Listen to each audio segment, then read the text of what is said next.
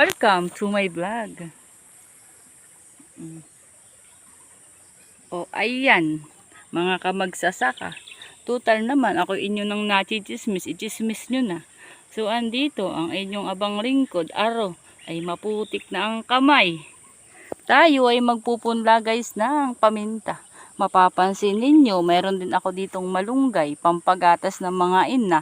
Kaya pag maganda at may anak ka, mas maganda at mabisang pangpagatas ito kahit sa baboy. Kaya pansin ninyo, ayan, meron tayong putik, meron tayong pataba, at syempre, may pulibag tayo.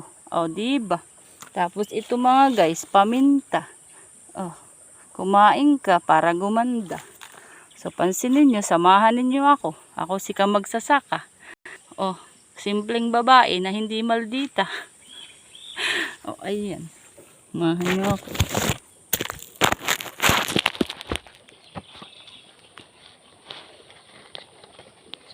So, ito guys, kukuha lang tayo ng putik. Ito guys, ha? Kukuha lang tayo ng putik. Ibabalot natin. Ito guys, yung mga kating siyan.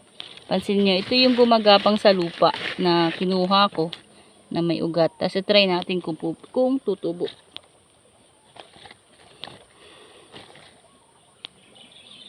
Ang paminta, para sa kaalaman ninyo, ay aro. Papaliwanag ko talaga ano.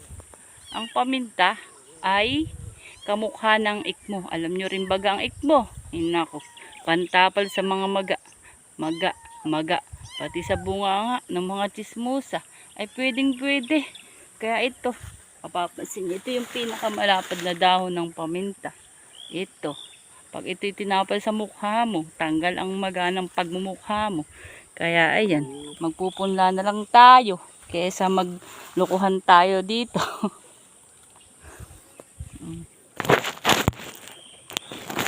Oops. Dito ka lang, may pusa.